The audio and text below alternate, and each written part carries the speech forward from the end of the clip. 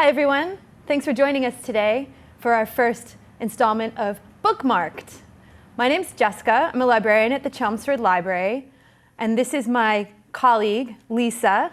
Lisa is also a librarian at the Chelmsford Library, and we both work in the Reader Services Department to provide recommendations for people and do various reading programs, including book clubs and our quarterly Friday fiction presentation, and much, much more. Our website will come up at some point during the show, so definitely check into the chelmsfordlibrary.org/reading room to find all of our book lists and the events that are coming up, our blog posts, and everything else. So today, we've brought with us 6 of our favorite books from the summer. And Lisa's going to get us started with the first one. Hi, folks. Welcome to the show. My first book is The Bride Test by Helen Hoang. It's the second in her series, The Kiss Quotient. And the wonderful thing about this particular tale is it's part of a trilogy. And Helen Hoang actually discovered when she was writing the first in the series, The Kiss Quotient, that she has Asperger's syndrome. And all of her characters, or a main character in each of the stories, is somebody on the neurodiverse spectrum. So in The Bride Test, the main character, Esme Tran May, is a biracial single mom, and she is in Ho Chi Minh City in Vietnam, and she's a janitor maid. And in the opening scene, she's cleaning the bathroom, and a hotel patron comes in, and her name is Ganga, and she basically convinces May to move to California because she's looking for a bride for her son.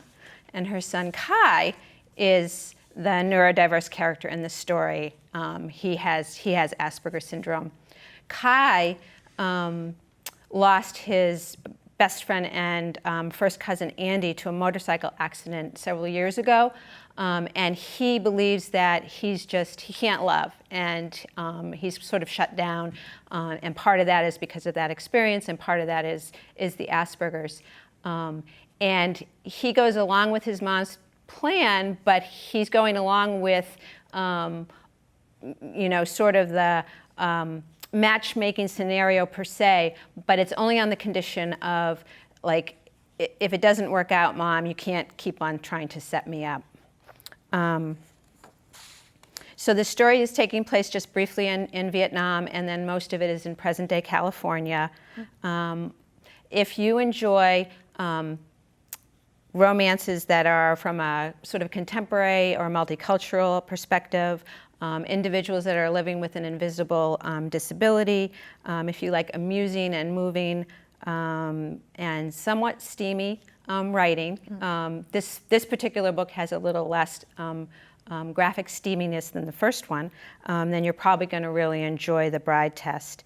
It received multiple starred reviews, and many reviewers felt that Hoang's second book in the trilogy was actually stronger than the first one. And the third one is she's currently on hiatus from her Twitter feed, and she's writing the third in the series called The Heart Principle, and it's about Guan's story, and he's the big brother of Kai.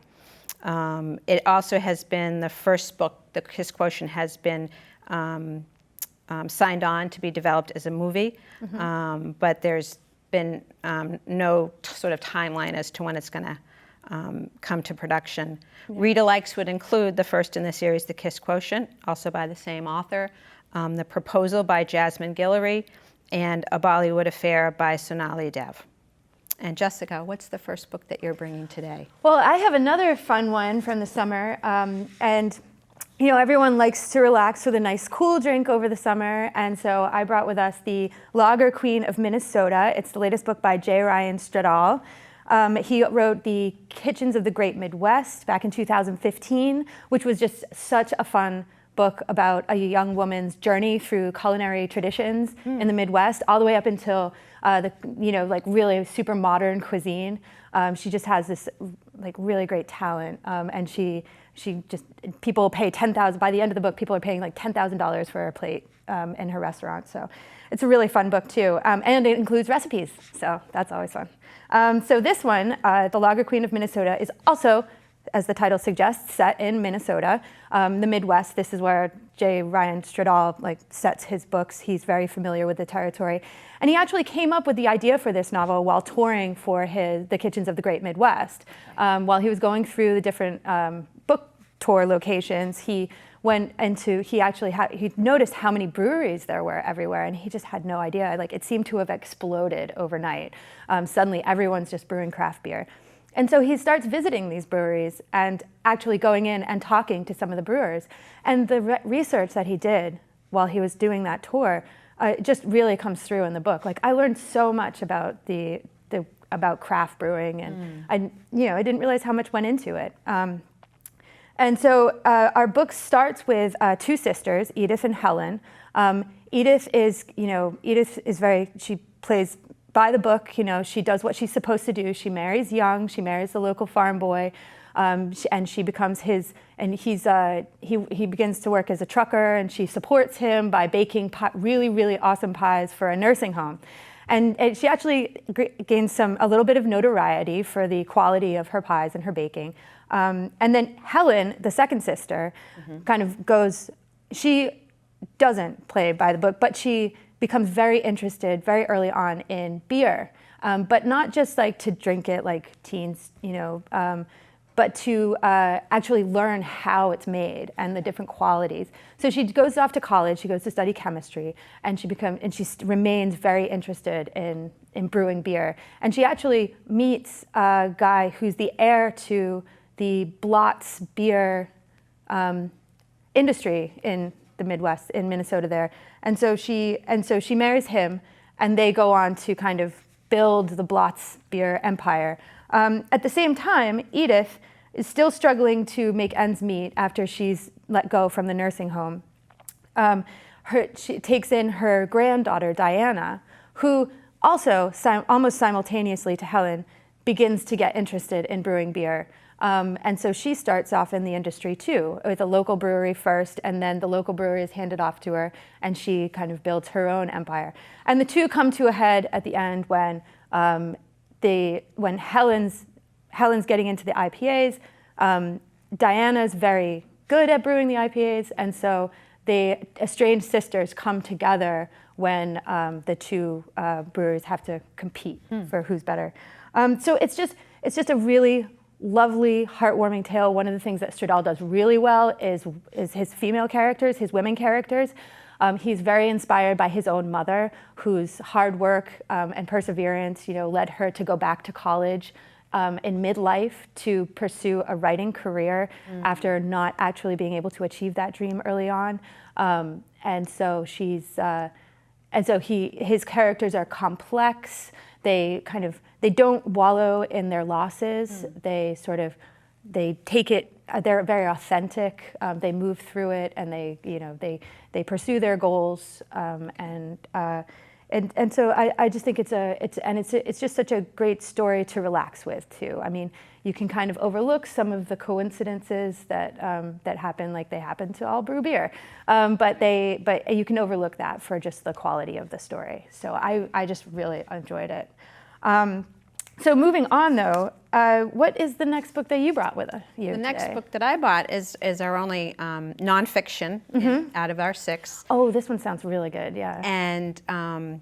And it's narrative nonfiction, which is one of my favorites. So it reads like fiction, and it's called Furious Hours, and it's by Casey Cep.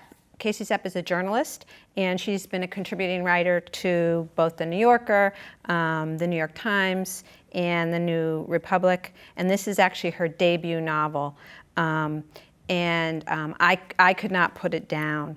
So it's sort of a meld. It's a true crime mystery biography, and it's following 3 different threads of 3 different people. It's taking place in Alabama during the late 1970s, and the 3 different individual narrative threads the first is accused serial murderer Reverend Willie Maxwell, who throughout his lifetime has been brought to trial multiple times accused of murder, and never brought to to justice. He's never actually convicted. And the reason for that is for insurance fraud. Yeah. Back in the 70s, you could buy insurance policies on anybody, and you didn't have to necessarily even be related to them. That's so crazy. So you've got Willie Maxwell. Then you've got lawyer Tom Radney, who is an up-and-coming lawyer and wannabe sort of politician in the area. And he, over the course of the multiple trials for Willie Maxwell, was actually his defense attorney. And then he becomes, ironically, the defense attorney for the gentleman, Robert Burns, who was accused of murdering Willie Maxwell at the funeral of Robert Burns' sister. So you've got that thread. And then, of course, the last one is for anybody who has cherished To Kill a Mockingbird through the generations, you have Harper Lee's sort of mini biography. And she was actually the researcher for her literary friend Truman Capote's In Cold Blood. She actually didn't finish law school. She hit the road with him and did research for that, and had always wanted to do a true crime book of her own. And so she actually was sitting in on the trials when she found out about Willie Maxwell. She sat in on the trials and started writing a manuscript called The Reverend, which to this day nobody has uncovered. Oh, wow. And really wanted to set the bar high for herself, or even higher in some cases than In Cold Blood. And Harper Lee wasn't necessarily just a one-hit wonder, even though it was viewed that way. You had, Go Set the Watchman come out in her later life, and some people argue, was that really her that wanted it published? Was it the publishing company? And that was sort of the prequel to Kill a Mockingbird. But The Reverend was what she really wanted to finish. Yes. And she struggled with depression, she struggled with alcoholism. I would say from this biography, maybe some agoraphobia. She moved back and forth between the end of her life, between both Monroeville, Alabama, where Mockingbird was set, and New York City. But this is just meticulously researched. Cep really took on what Harper Lee wanted to actually do. Yeah. And I think she did it really well. It received multiple star reviews. Yeah. And Adam Morgan of Longread says, fascinating, addicting, and unbearably suspenseful. Oh, and I just kept on turning the pages. Yeah, that sounds really great. I mean, this is so complex. Thank you you did a great job summarizing, but that sounds really amazing. I hope people really like it. What is the next one that you're bringing, Jessica, to the table today? The next one that I have is also kind of a complex tale, but we're back in fiction again. Okay. So this was a big hit over the summer. It's called The Guest Book by Sarah Blake. And I hadn't really read Sarah Blake before, but The Postmistress was actually pretty popular when it came out. Postmistress it was more of like an atmospheric World War II story, whereas The Guest Book kind of starts with World War II and then moves through to the present day. So we have a family saga here, 3 different points in history. We start in 1935 with Ogden Milton. Ogden Milton is the latest in a long line of Miltons that stretches back to Harvard's founding. He's blue-blooded, old money, industrialist. He's currently the manager of the family's bank, and he's doing dealings in Berlin. And now this is during the time leading up to World War II, and there's a great deal of anxiety in Berlin at the moment about the behavior of the Nazi Party and what's going to become, especially among the Jewish communities in Berlin. So that's one thing that's going on, one mystery that we have to solve. Back home, we have Kitty, who is Ogden's beautiful wife, is at home in New York City in the Upper East Side in her penthouse apartment with her 3 children. And she's just, she's just had a really relaxing day, but suddenly tragedy strikes. And it is this tragedy that spurs Ogden, upon his return from Berlin, to try to ameliorate the effects of the tragedy by buying an island off the coast of Maine, as you would. So this is this speaks a lot to what Blake, I think, is trying to get across. This island serves as the summer retreat for generations of Miltons all the way through the present day, where we have Evie Milton, Evie, who is married to a Jewish man. She's an academic. She's a PhD in history, and her and her cousins, though, her generation of Miltons, are struggling to decide whether or not they can actually afford now to hold on to the island. And for some reason, Evie can't articulate. She is very attached to this island, and she does not want to give it up. But she doesn't fully understand why this island was so important to her mother. Why does her mother want her ashes scattered there? So her mother is dead, has died at this point, and so Evie, in the course of understanding, of trying to figure out whether or not they should hold on to the island, whether or not they could hold on to the island, visits the island again with her sister, visit the big house on the island. They stay and they go through all of the belongings, and they slowly start to uncover all of these secrets that have long been buried. And this is what I was getting at, what I was about to say before, what Blake seems to be, or she has said herself, is speaking to in this novel is the way in which the people, those who maybe founded America, seem to have this very long tradition of burying secrets and sort of walking through, like forging ahead, and whatever detritus is left along the sides, we'll just ignore, and that's very much what the tradition of the Miltons is. So when the first stop that in Evie's investigation into the history, we also get a story from 1959 where Joan, Evie's mother, Kitty's daughter, and her brother Moss are both engaged with friends who would be considered outside of the circle of, blue-blooded, ultra rich. So when these two of their friends visit the island, they're very much considered outsiders. And so there's a party over summer, and more tragedy happens. So really, I think the major figure in this is not just is Kitty herself. We never really get her full story. As much as Blake does uncover through Evie, we don't know quite what Kitty's motivation was, what she's actually thinking, because she's long dead, and she never spoke about any of these the terrible events in her life. So this, and Blake also doesn't necessarily give us the full story, so a lot is left. But her writing is so atmospheric. We're really very much put in the time period. What is it? Donna Seaman from Booklist says, Blake saturates each scene with sensuous, emotional vibrancy while astutely illuminating sensitive moral questions. And this is very much the case. I mean, these, it's just, as thick as the book is, you move through it so quickly. And I'm glad I had a chance to read it. I'm not a big fan of historical fiction typically, but Blake does a really excellent job with historical fiction, so I very much enjoyed it. Well, so, I'm looking forward to it too now, because I actually love historical fiction, so it sounds very fascinating and very much one that once you start reading, you're going to just sort of get sucked into the story and be immersed in what's going on with these characters and the time places, both back in Berlin and then sort of current day on the island. And what's going to happen. It's very much a story of America as well, in a microcosm, and also mystery fans, I think, will also enjoy it, because there is definitely a mystery to uncover, and there's kind of twists at the end that we didn't see coming. So, it's it draws you in. Yeah.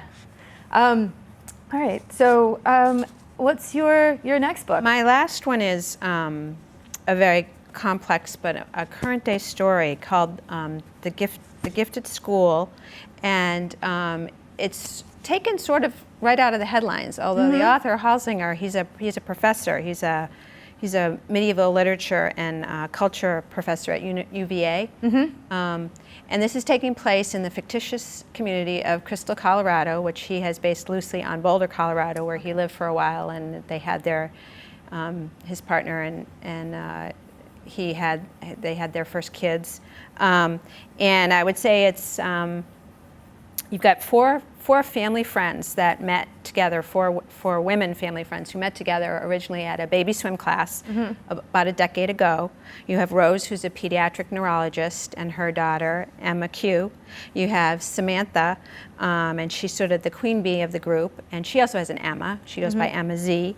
And then you have Azra, who's she's the owner of a high boutique, and her ex, Beck, is sort of a trust fund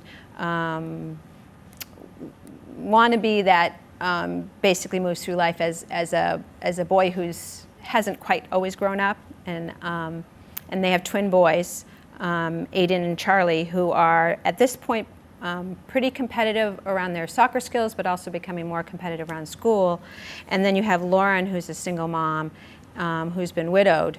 And she has a neurodiverse child, and he's Xander, and then a teen daughter, and Tessa has just gotten out of rehab.